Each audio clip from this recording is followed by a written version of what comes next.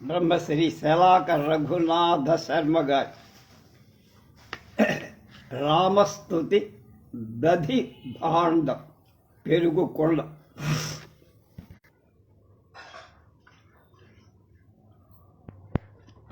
పంచాంగిని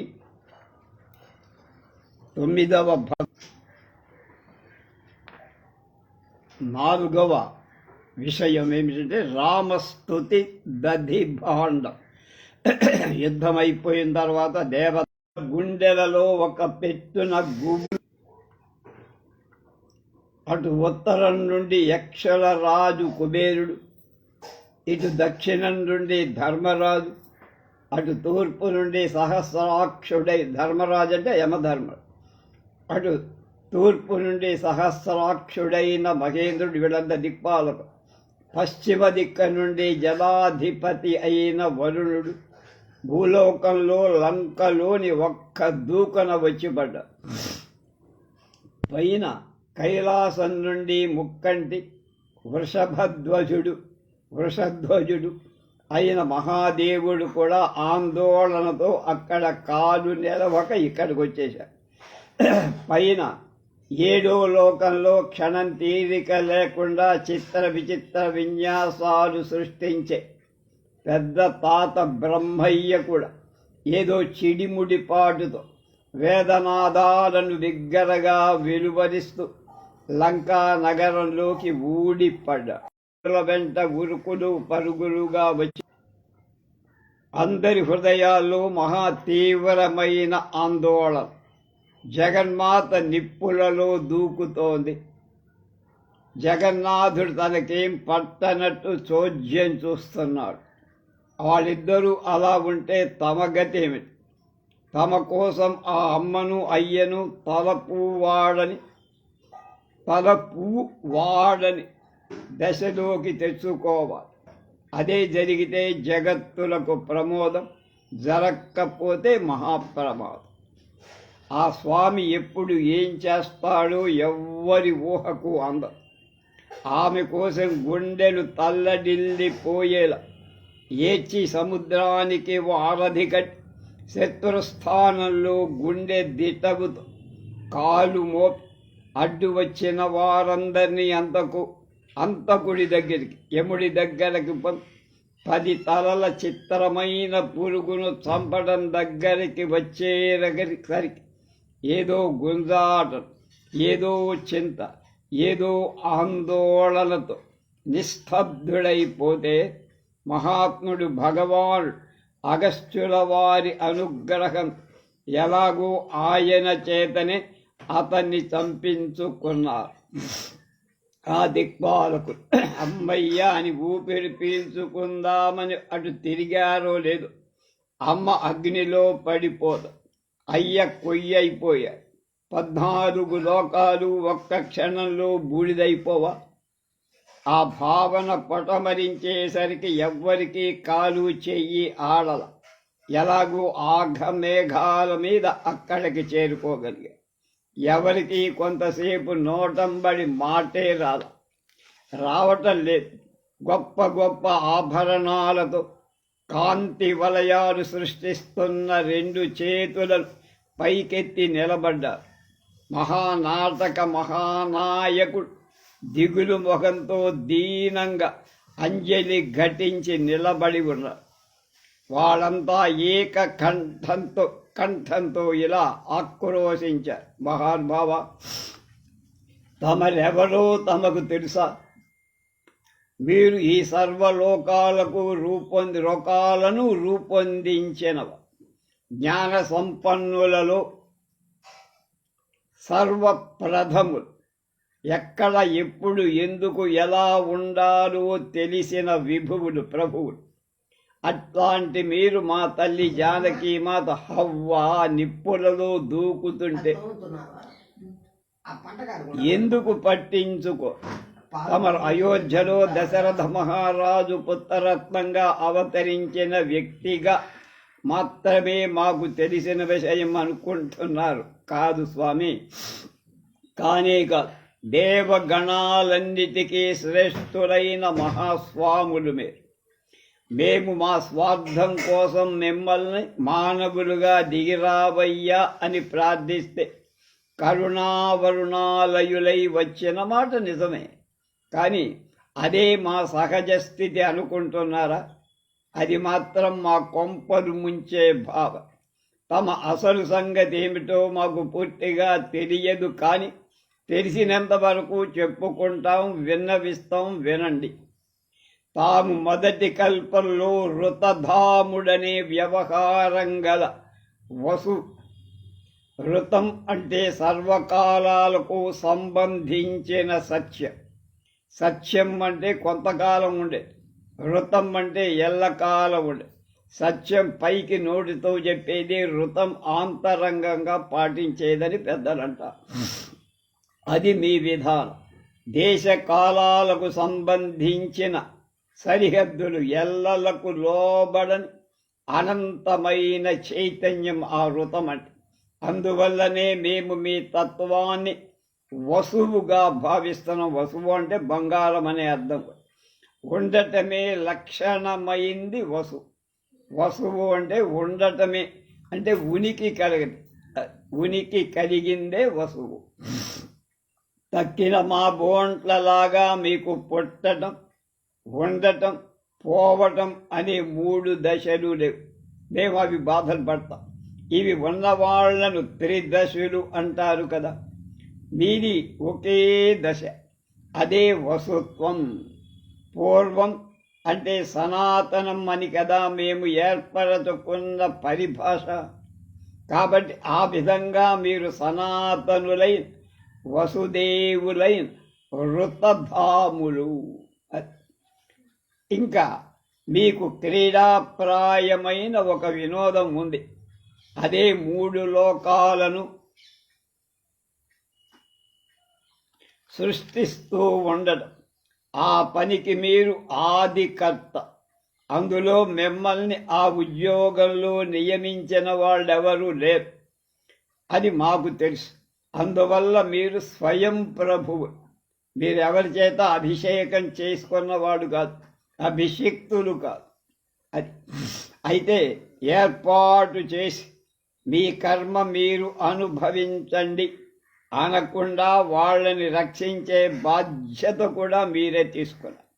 అందువల్లనే మిమ్మల్ని ప్రజాపతిగా మేము గుర్తించాం, సంభావిస్తున్నాం. ఇలా సృష్టించి పోషించిన ఈ లోకాలన్నింటికి మళ్ళీ వినోదంగా లోపలికి తీసుకోవటం కూడా మీకు ఒక లేదు. ఆ పని చేయటానికి తమదే అయిన మరొక స్వరూపాన్ని మీరే ఏర్పాటు చేసుకున్నారు. ఆ పని చేయటానికి మీరు పెట్టుకున్న పేరు రుద్రుడు. అటువంటి రుద్రుడు 11 మంది ఉన్నారు.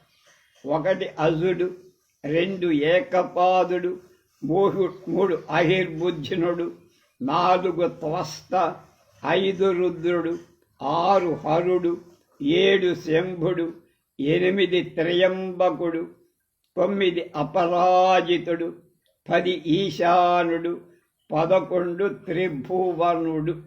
కనుక నిజానికి ఇవన్నీ తమ వేషాలే, కానీ ప్రస్తుతం మిమ్ముల వీటిలో ఎవడి 8వ స్వరూపంగా మేం భావిస్తున్నాం. మిమ్మల్ని ఇప్పుడు త్రయంబకుడు అంటే 8వ స్వరూపంగా భావిస్తున్నాం. వీటిలో అంటే అది త్రయంబకత్వం అంటే 3 కళ్ళున్న తనం. నీకు 3 కళ్ళున్నటువంటి శివుడిగా మేము భావిస్తాం. సూర్యుడు ఒక కన్ను, చంద్రుడు ఒక కన్ను, అగ్ని 3వ కన్ను మధ్యలో ఉంటుంది. రక్షిస్తున్న స్వామివును, లోపలికి తీసుకుంటున్న స్వామివి కూడా, లోకాన్ని లక్కున్నవాడివి కూడా. రుద్ర, రుద్రులలో 8వ రుద్రుడవు నీవు అని చెప్తోంది రుద్రం. అలాగే సాధించేవాడుగా ఆరాధింప ఎవరిని సాధిస్తే వాడు బాగా సాధిస్తున్నారా అంటాడు. సాధించడం అంటే ఇక్కడ సాధిస్తే లేక ఆరాధిస్తే సిద్ధి కలుగుతుందో వాళ్ళని సాధ్యులు అంటారు. వాళ్ళు 12 మంది ఉన్నారు. మనువు, హనుమంతుడు, విష్ణువు, ధర్ముడు, నారాయణుడు మొదలైనవాడు. అందులో 5వ స్వరూపమున్నదే ఆ నారాయణత్వం నీది. తర్వాత స్వామి నిర్గుణుడవు అయినటువంటి నీవు సగుణుడవుగా మా సంభావనకు వస్తే అప్పుడు నీకు చెవులు కూడా ఉంటాయిగా. ఇప్పటిదాకా నేను ఇనానిమేట్గా భావిస్తాను, అంటే రూపం లేని వాడిగా. ఇప్పుడు రూపం ఉన్నవాడిగా భావిస్తే నీకు కళ్ళు చెవులు ఉండాలిగా. నీ కర్ణాలు ఎవరు? చెవులు. అంటే నీ చెవులు అశ్విని దేవతలు, వాళ్ళు దైవ కనుక ఆకాశ స్వరూపాలే అశ్విని దేవత. అలాగే సూర్య చంద్రుడు నీ కన్నులు అన్నాం. అశ్వినౌ చాపి కర్ణౌ తే సూర్య చంద్రమసౌ దృశౌ అన్న. కనుక అటువంటి విరాట్ స్వరూపుడవైన నువ్వు, నీకు నిత్య అనపాయిని, ఎప్పుడు నీ తోడు ఉండేటువంటి వైదేహిని ఉపేక్షిస్తున్నావేమిటయ్యా? ఆమె వైదేహి కదా. నీకు రావణాసుర సంహార కార్యంలో శక్తి ప్రదానం చెయ్యటానికి నిన్ను అంటి పెట్టుకొని ఉండే ఆమె. దేహం అంటే వి అంటే కానిది, అంటే పదార్థ తత్వం కాదామే. అది లేనిది విదేహం, పదార్థ తత్వం లేనిది విదేహం. మరొక విధంగా దేహాభిమానం లేని శక్తి స్వరూప. కనుక శక్తి లేకపోతే పరమ పురుషుడవైన నువ్వు కూడా స్తబ్దంగా ఉండిపోవాల్సిన వాడు. ఇప్పుడు ఇంచుమించుగా అలాగే ఉన్నట్టు లోకానికి భ్రమ కలిగిస్తున్నా. ఏ దృష్టితో నువ్వు ఆమెను, ఆ శక్తి స్వరూపం, ఆ వైదేహిని, ఆ జగన్మాత పట్టించుకోకుండా ఉన్నావు? అంతే చాదౌ చ మధ్యే చ దృశ్యతే త్వం పరంతప. అంతే చాదౌ చ మధ్యే చ దృశ్యతే త్వం పరంతప అని. నువ్వు చివర్లో, అంతంలో, ఆది మొదటిలో, మధ్యంలో ఉండేటువంటి పరంతపం కనపడుతూనే ఉంటావు. అంటే ఆది మధ్యాంతాలు 3 చకారాల వల్ల ఆది ఆంతే చాదౌ చ మధ్యే చ దృశ్యతే త్వం అన్నారు. 3 చకారాలు ఉన్నాయి. కనుక 3 చకారాల వల్ల అవి విభక్తం చెయ్యటానికంటే విభజించటానికి, డివైడ్ చెయ్యటానికి వీలు లేదు. సర్వకాలాలలో నిన్ను మేము చూస్తూనే ఉన్నాము. ఈ ఆది మధ్యాదులు నీవి కావు, అవి మావి. కనుక మేము లేకపోయినా నువ్వు ఉంటావు. మేము ఉండిపోవచ్చు, ఈ లోకంలోంచి వెళ్ళిపో, కానీ నువ్వెప్పుడు స్థిరంగానే ఉంటావు. నువ్వుంటే ఆమె కూడా ఉంటావు. అందుచేత నిన్ను సనాతనుడు అన్నారు. మా జ్ఞానం ఇంతవరకే నీ దర్శనం చేయిస్తా. అయితే నీ అనంత స్వరూపం మాకు ఊహలకు అందాల్సింది మాత్రమే. ఈ దిక్పాలకుల బ్రహ్మాదుల మాట రామచంద్రుడికి చెవులకు వినపడి, మొదట దుర్మనాహ అయిన ధర్మాత్ముడు, బాష్పవ్యాకులలోచనుడైన రాముడు దేవతాధిపుల వాక్యాలు విన్నంతనే స్వామి అయ్యారు. ఉట్టి స్వామి కాడు, లోకస్య స్వామి అయ్య, సకల లోకాలకు పూజింపదగిన స్వామి అయ్య. అప్పటి తన రాఘవత్వాన్ని ఇప్పుడే వదులుకోదలుచుకోలేదా? దాంతో ఇంకా పని ఉంది, చెయ్యాల్సిన పని. కనుక దుష్ట శిక్షణ అయింది, శిష్ట రక్షణ కూడా అయింది. ఇది 3వదైన ధర్మస్థాపన ఉంది. కనుక ఈ 2 తర్వాత ధర్మాన్ని స్థాపించాలి. అందుకే ధర్మభృతాంవర అని కూడా అయ్యాడు. రామత్వం నిత్య సత్యంగా ఎలాగూ ఉండనే ఉంటుంది ఈ పూర్వరంగంతో అంటున్నారు. నేను దశరథుడి కుమారుడైన మనుష్యుడు అనుకుంటున్నానయ్యా, మీరేదో నన్ను పంపు కొట్టి గాలి బాగా కొడుతున్నారు, ఉసిరి చెట్టు ఎక్కించేశారు, మొలగ చెట్టు ఎక్కించారు, సుబాబులు కూడా ఎక్కించేశారు. అలాంటి నేను ఎవరు అనుకున్నావయ్యా? ఎక్కడి నుంచి వచ్చా? పూజ్యులైన మీరే చెప్పాలి. నేను మానవమాత్రుని కదా. ఇది సూటిగా బ్రహ్మగారినే అడిగాడు. సృష్టించేవాడు ఆయనే కరెక్ట్. ఆయన బ్రహ్మ విదాంవరుడు. బ్రహ్మవేత్తలు కొందరు ఉంటే వారందరిలో శ్రేష్ఠుడై. మన్యే అనేది వ్యాకరణ శాస్త్రం ప్రకారం ఉత్తమ పురుష క్రియ. తాను ఉత్తమ, ఎదుట మధ్యమ, ఎక్కడో ప్రథమ అంటుంటాం కదా. కనుక అలాంటి ఇక్కడ ఉత్తమ పురుషుడు అంటున్న క్రియాపదం. ఉత్తమ పురుషుడు ఎవడు? శ్రీరాముడు. దానికి స్ఫోరకంగా ఆత్మశబ్దం కూడా ఇక్కడ ఉంది. ఆత్మానం మానుషం మన్యే అన్నాడు ఆయన. ఆత్మ అంటే పరమాత్మగా, దానికి దీనికి తేడా ఉందా? ఏం లేదు. కనుక ఉత్తమ పురుష స్వన్య పరమాత్మేచ్యుదాహృత యో లోకత్రయమావిశ్య బిభత్స్యవ్యయ ఈశ్వర అంటోంది భగవద్గీత. కనుక ఉత్తమ పురుషుడు వేరు, ఆయనయే పరమాత్మ అని వ్యవహరింపబడుతూ ఉంటాడు. అంతేనా? 3 లోకాలలో ప్రవేశించి అవ్యయుడై అంటే క్షీణించకుండా ఈశ్వరుడై సర్వాన్ని భరిస్తూ ఉన్నాడు. అలాంటి పరమాత్మ బ్రహ్మనే అడుగుతున్నాడు. నువ్వు చెప్పవయ్యా, నేను అయోధ్యారాముణ్ణి, దశరథ మహారాజు కుమారుణ్ణి అనుకుంటున్నా, మీరేటో నన్ను మొలగజెట్టించేస్తున్నా. ఇంతకీ నేనెవరు, ఎక్కడి నుంచి వచ్చా చెప్పమను.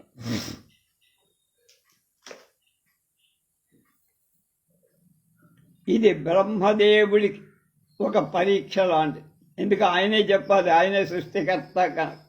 వినేవాళ్లకు ఒక గొప్ప విద్య నేర్చుకోవటానికి ఉపయోగం. తర్వాతి కాలంలో చదువుకునే మనలాంటి వాళ్ళకి ఒక ఉపనిషత్ రహస్యం పట్టుకోగలిగితే అదే బ్రహ్మ విద్య. న్యాయంగా రామస్తుతికి ఇంత గొప్ప అర్థం చెప్పిన వాడు నాకు తెలిసిన వరకు ఎవరూ కనపడరు. శలాక వారు అద్భుతమైన కృషి చేశారు.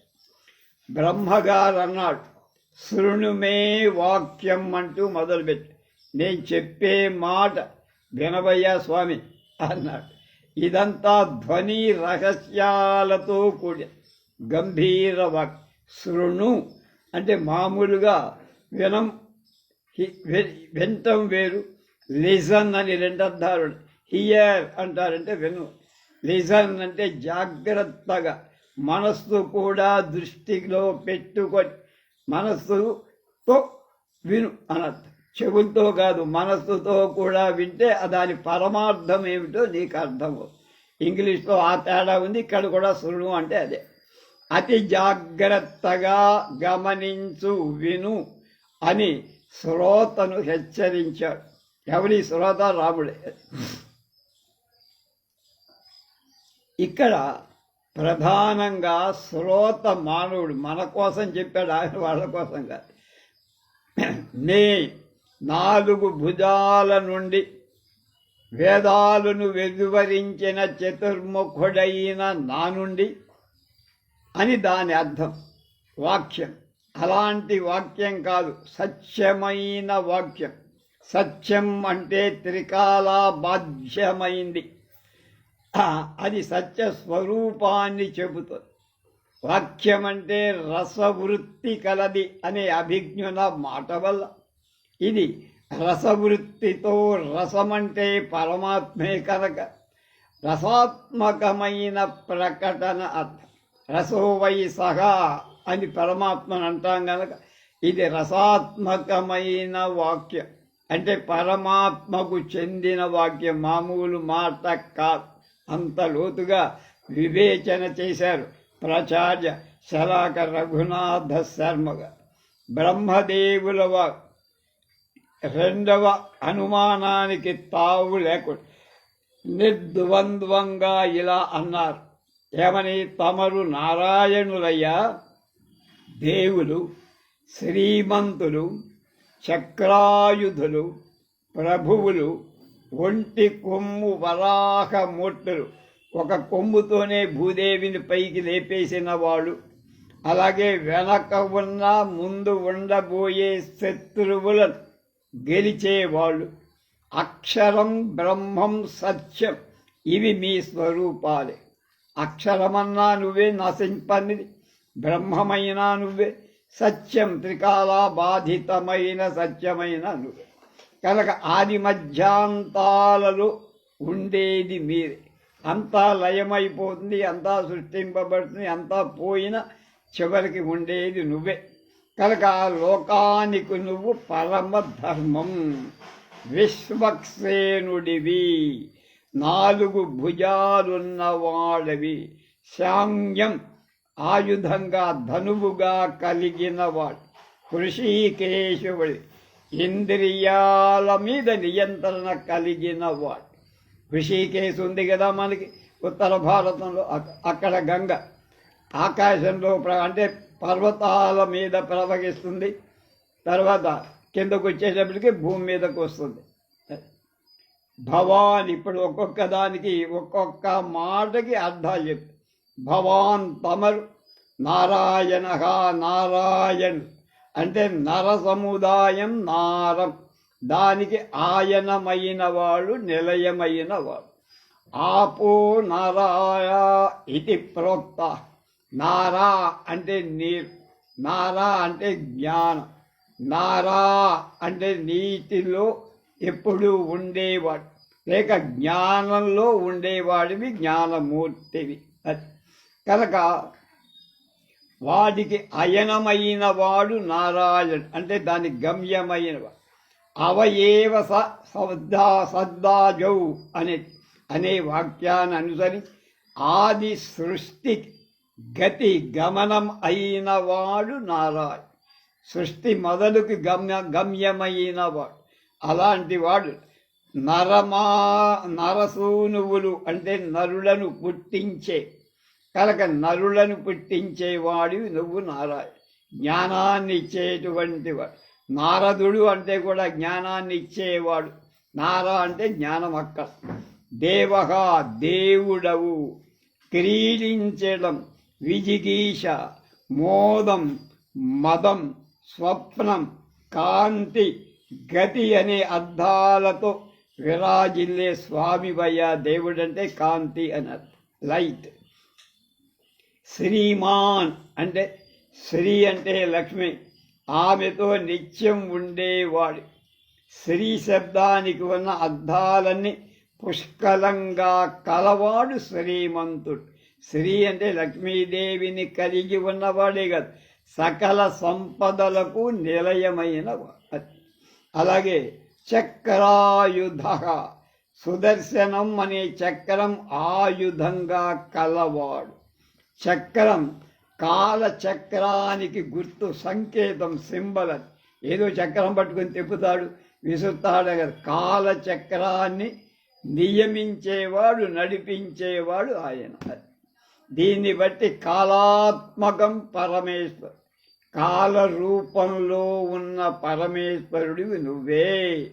ఇక 6వది ప్రభు, సర్వసమర్థుడు. ప్రభవతి అంటే అనేక స్వరూపాలలో దుష్ట శిక్షణాదుల కోసం.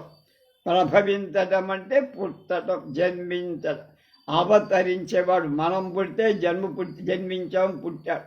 పరమేశ్వరుడు పుడితే అవతరించాడు అన్నారు. ఆ గొప్ప గౌరవ వాచకం అక్కడ చెప్పాలి. కనుక అనేక స్వరూపాలతో దుష్ట శిక్షణ మొదలైనవి చెయ్యటానికి అవతరించిన వాడివి నువ్వు. ఏకశృంగ వరాహ, ఒంటి కొమ్ము, వరాహ స్వరూపం. వరాహావతారంతో ఒకే కొమ్ము ముందు ఇక్కడ ముక్కు పైన ఎక్కడో నుదుటి దగ్గర ఉంటుంది.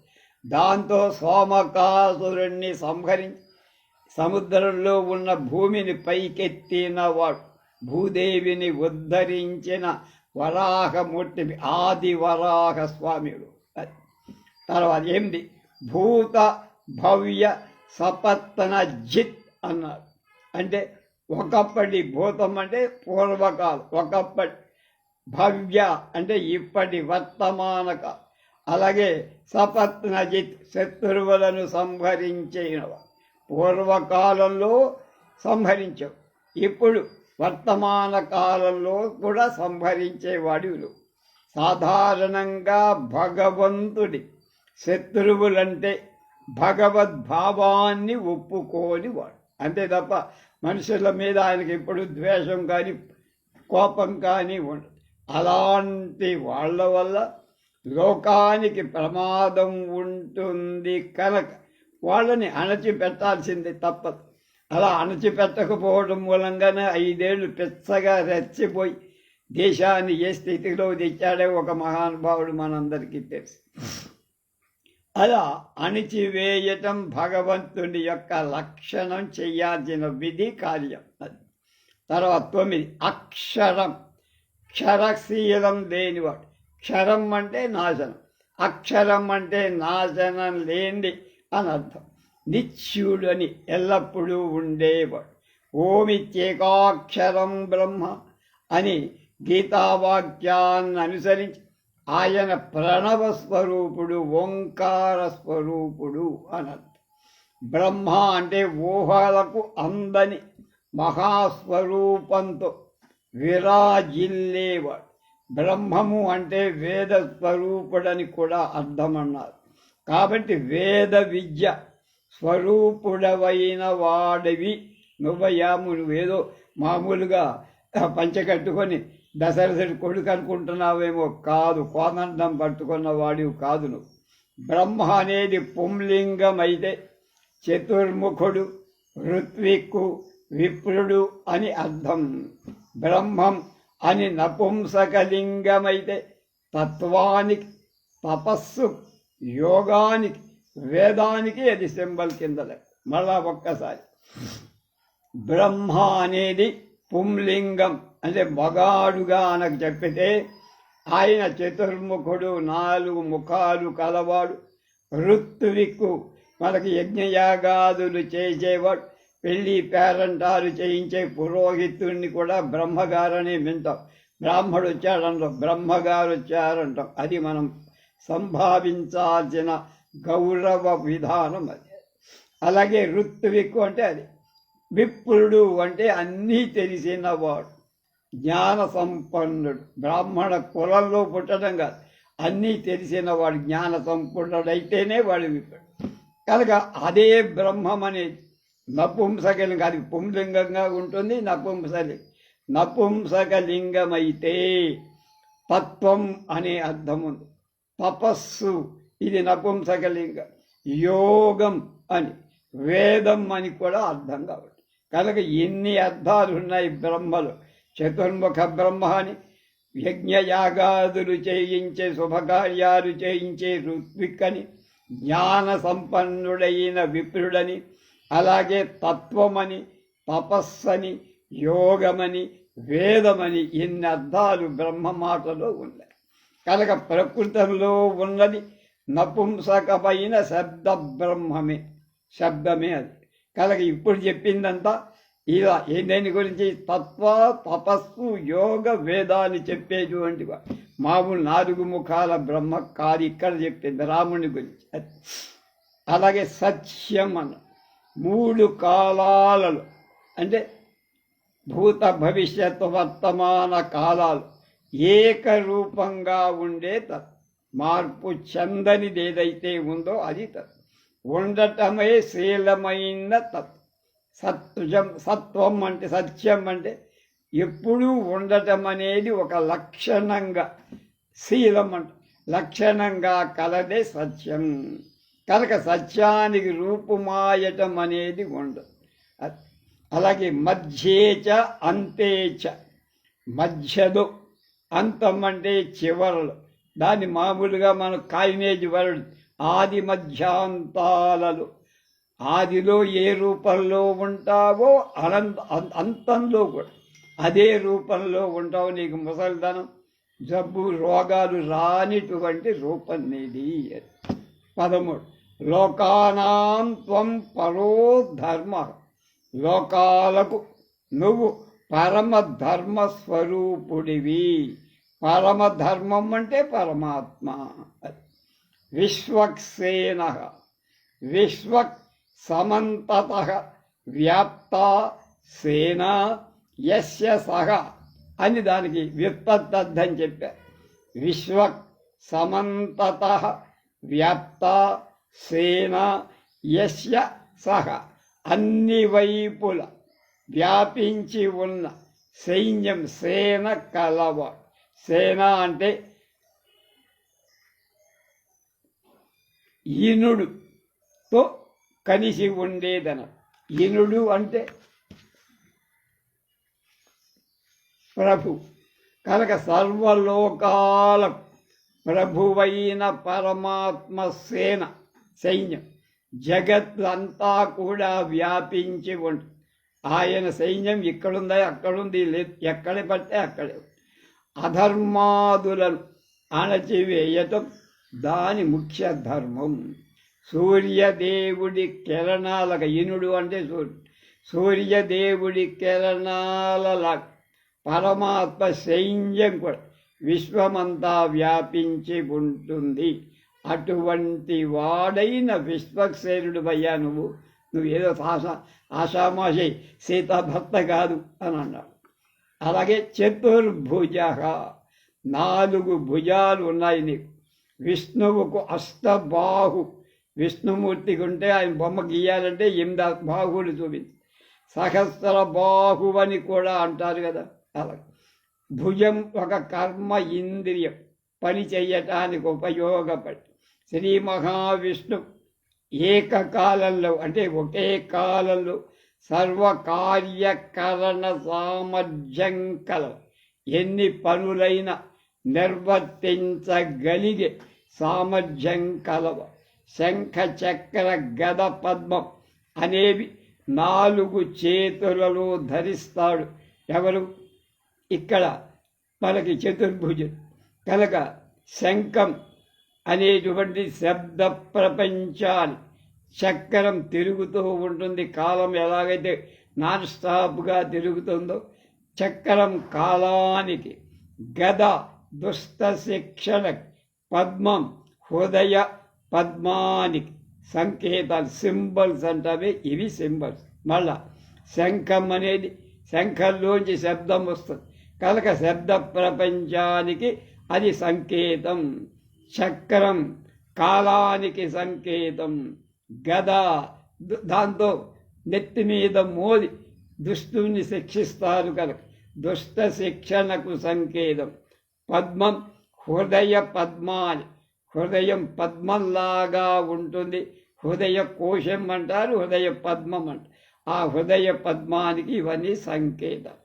తర్వాత 16 శాంగ్యధన్వా, శాంగ్యం అనేటువంటి ధనుస్సు కలవ. ధనువు అంటే ధనుర్వేదం, ధనుశాస్త్రానికి సంబంధించిన విద్య. అంటే విలువిద్య కూడా ఒక ధర్మశాస్త్రం. ఆ ధనుర్వేదం అంటారు, దానికి సంబంధించిన విద్య. చాప శాంగ్యం మురారి అని, మురారి వింటికి శాంగ్యం అని పేరు. ఆయన విల్లుకు ఒక పేరు పెట్టారు, దాన్ని శాంగ్యం.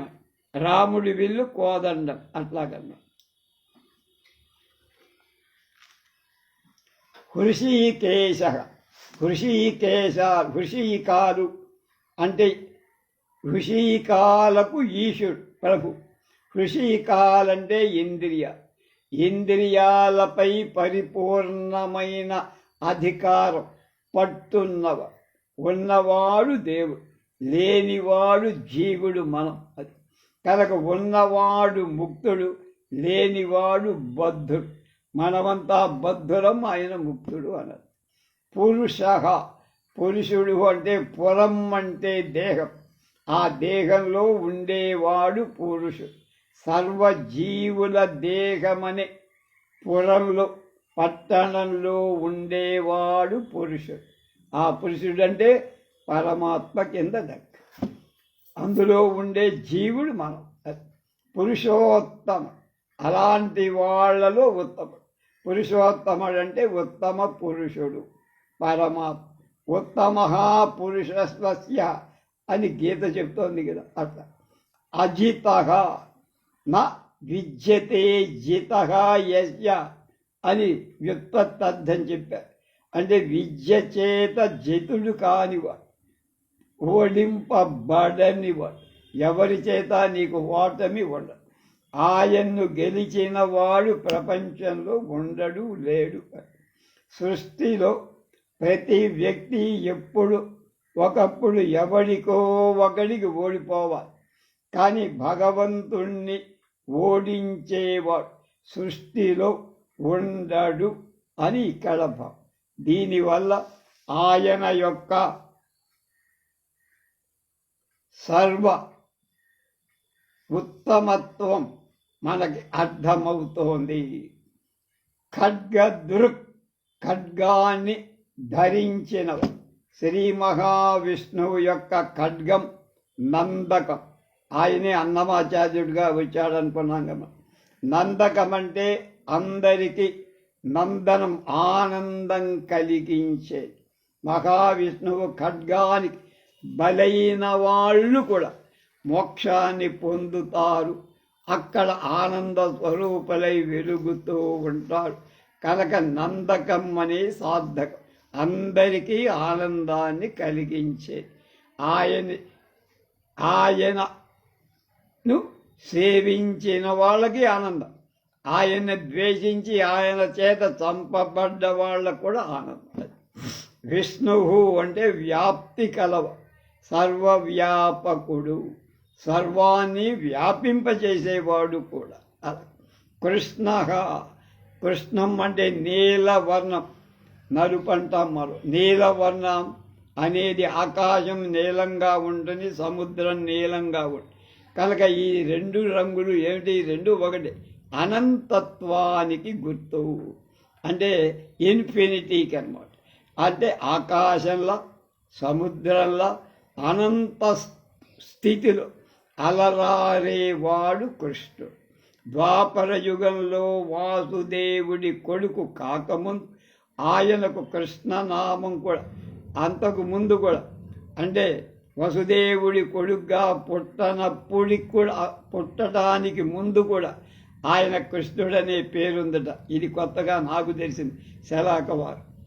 బృహద్దు బలహ అంటే గొప్ప బలం కలవాడు. అంటే భగానికి సంబంధించిన 6 లక్షణాలను భగవంతుడంటే విధమైన 6 రకాలైన ఐశ్వర్యాలు కలవాడిని భగవంతుడు అంటారని రామానుజ మతం, అందరూ చెప్పే మతం. అందులో వీర్యం అనేది ఒకటి, అది బలానికి సంబంధించి గొప్ప బలంతో అలరారే దుష్ట శిక్షణాదులు చేసేవాడు. అంటే వీర్యం అంటే ఇంకొక అర్థం కాదు, 3 లోకాల అలవోకగా తేలిగ్గా పట్టి నిలపగల సామర్థ్యం కలవాణ్ణి బృహత్ బలుడు, గొప్ప బలవంతుడు.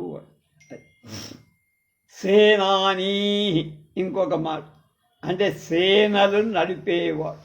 కుమారస్వామి కూడా సేనానిగా దేవ సైన్యానికి అధ్యక్షుడై, కనుక దేవసేనలకు అధిపతి స్కందుడు.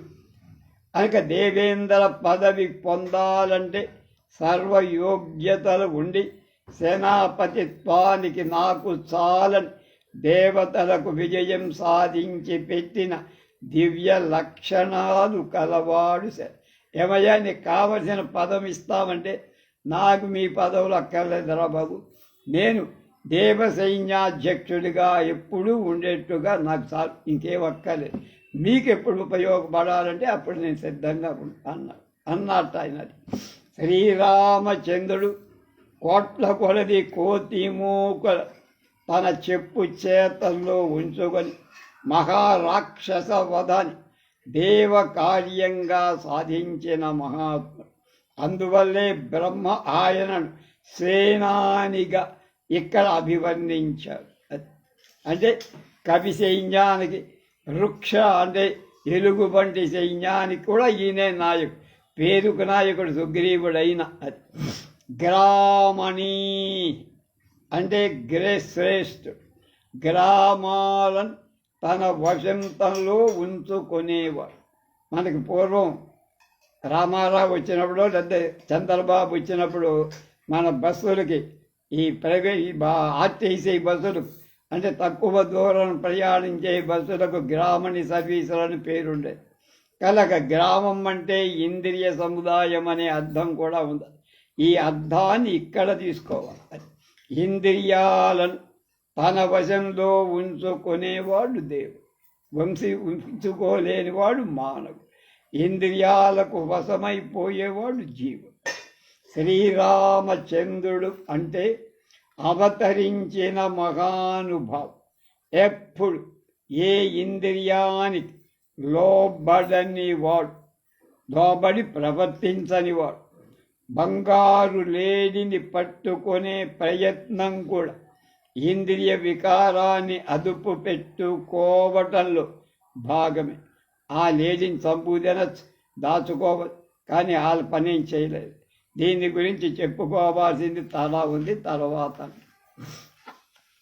అలాగే బుద్ధి అంటే జ్ఞాన స్వరూపం అని భావం. సత్వం అంటే దేహ బలం. క్షమ అంటే ఓర్పు సహనం. దమః మనస్సును అదుపులో ఉంచుకో. ప్రభవ సృష్టించేవాడు, అది ప్రభవింపచేసేవాడు. అది అవ్యయ లయం, నాశనం లేనివాడు లేక లయం చేసేవాడు కూడా. అలాగే చ అంటం వల్ల స్థితికర్త అనే అర్థాన్ని కూడా గ్రహించాలి. ఉపేంద్ర ఇంద్రుడు, ఇంద్రుడికి తమ్ముడు. వామనావతార తత్వానికి ఆయన రూపు కల్పినవాడు. అలాగే మధుసూదన, మధువనే రాక్షసుని సంహరించినవాడు. భౌతికమైన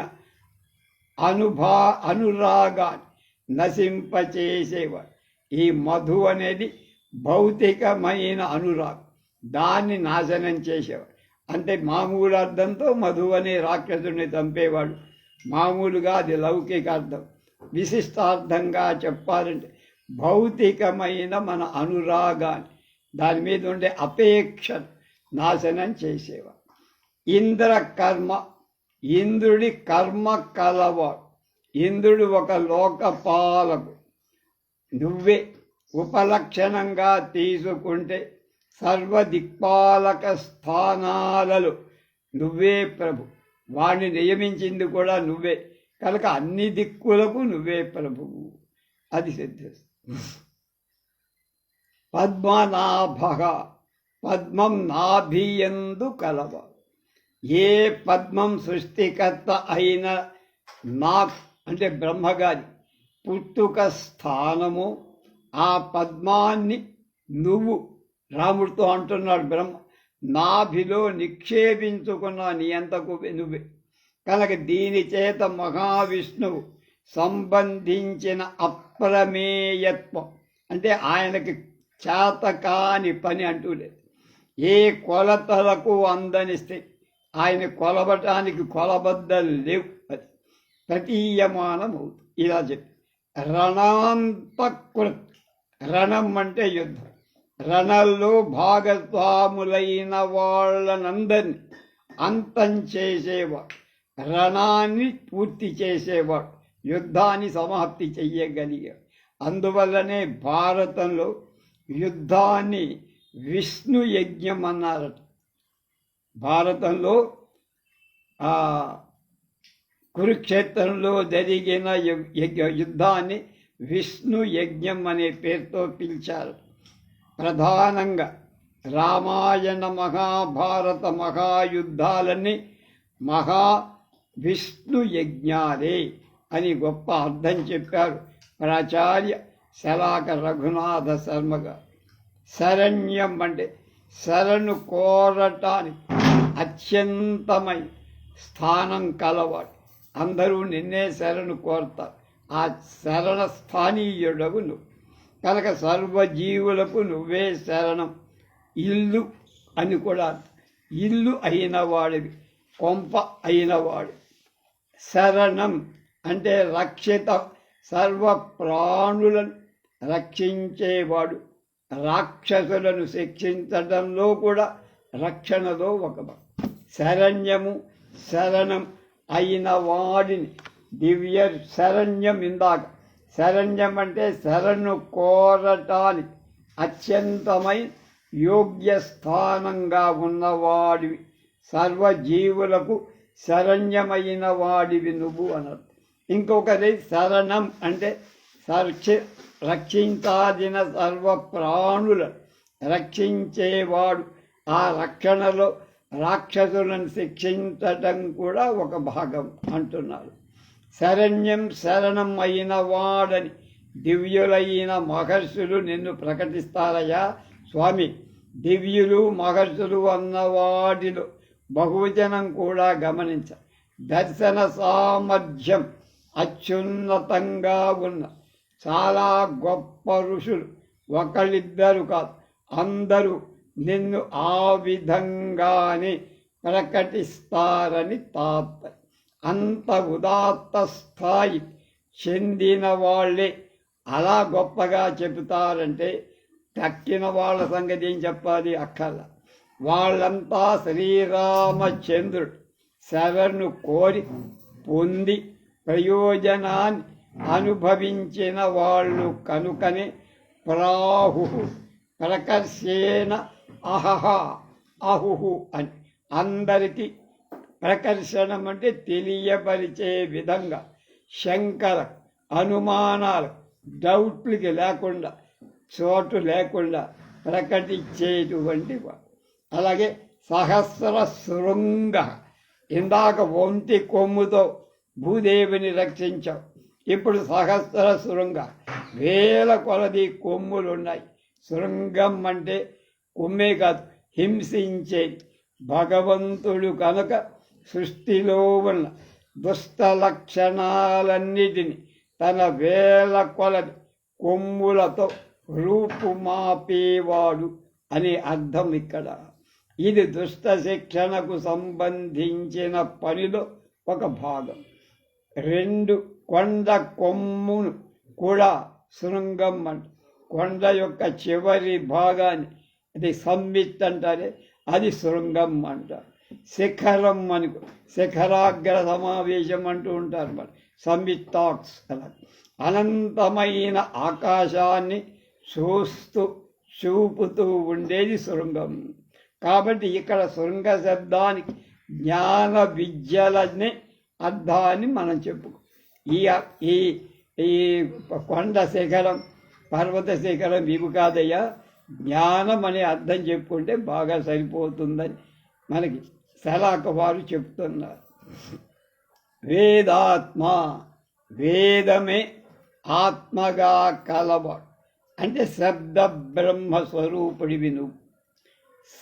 శతశీర్ష, 100 తలలు కలవు. శత అంటే 100 కాదు, 100 తలలు కలవాడు. సహస్రశీర్ష పురుష అని మనకు పురుష సూక్తంలో చెప్తాం కదా. సర్వస్య గాత్రస్య శిరప్రధానం, అన్ని శరీర భాగాలకు శిరస్సు గొప్పది. జీవరాశులలో ప్రధాన అంగాలలో ప్రముఖంగా వ్యక్తమయ్యే తత్వం ఏమిటంటే పరమాత్మ. మహర్షభ, పూజింపతగిన వాళ్ళలు శ్రేష్ఠ. గొప్ప వృషభం అనే అర్థం కూడా, అంటే ఎద్దు అని అర్థం. ఓంకారం, వృషభం అంటే ఓంకారం కూడా. ఓంకార స్వరూపమైన అర్థాలని దీన్ని భావించు. కనుక ఈ వృషభ శబ్దాలకు 2 మంత్రాలు మహానారాయణంలో మనకి లభిస్తాయి. శ్రీమన్నారాయణ పరమాత్మను బహుముఖాలుగా నిరూపించే మహానారాయణంలోని ఈ మంత్రద్వయాన్ని ఇక్కడ వ్యాఖ్యానించుకోవడం చాలా సముచితం అంటున్నారు శలాకవారు. వయం నామ ప్రబ్రవావ ఘృతేనాస్మిన్ యజ్ఞే ధారయామా నమోభిః ఉపబ్రహ్మ శృణవచ్చస్యమానం చతుర్శృంగో వమీద్గౌరయేతత్. వయం నామ ప్రబ్రవావ ఘృతేనాస్మిన్ యజ్ఞే ధారయామా నమోభిః ఉపబ్రహ్మ శృణవచ్చస్యమానం చతుర్భృంగో వమీద్గౌరయేతత్. మేము జ్ఞానార్థులమై జ్ఞానరూప మహాయజ్ఞంలో తనంత తాను వెలుగొందేటువంటి బ్రహ్మచేత ప్రణవనామాన్ని ఎప్పుడూ ఉచ్చరిస్తూ ఉంటాం. అనేక నమస్కారాలు చేస్తూ దాన్ని హృదయంలో నుంచి జారిపోకుండా పట్టి నిలుపుకుంటాం. ఈ ప్రణవం 4 శృంగాలు కొమ్ములు కలది, 4 శిఖరాలు. ఎప్పుడు తత్వజ్ఞులు దాన్ని గురించే ప్రశంసిస్తూ ఉంటారు. తత్వవేత్తలు బ్రహ్మవేత్తలు దాన్నే వింటారు. అది గౌరవర్ణంతో ఉంటుంది, అంటే శుద్ధ తత్వస్వరూపంగా ఉంటుంది.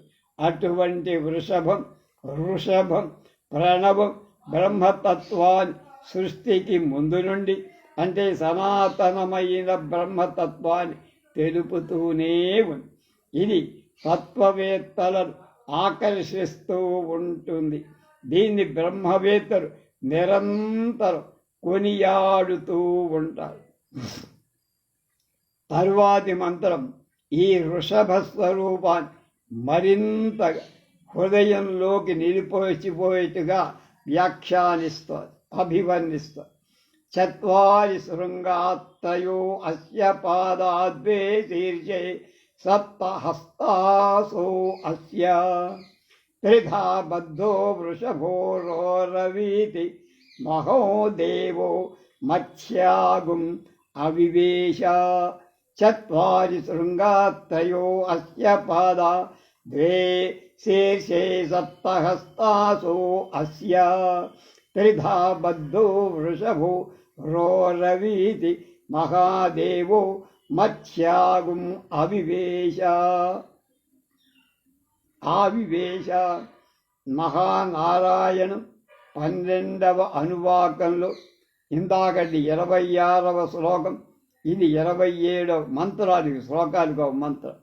ఈ ప్రణవ స్వరూపమై ఓంకార రూపమైన బ్రహ్మాని 4 కొమ్ములు, 3 పాదాలు, 2 తల, 7 చేతులు, అలాగే 3 విధాలుగా కట్టబడిన వృషభ రూపమైన ఈ ప్రణవం బ్రహ్మతత్వాన్ని తెలియచేస్తా.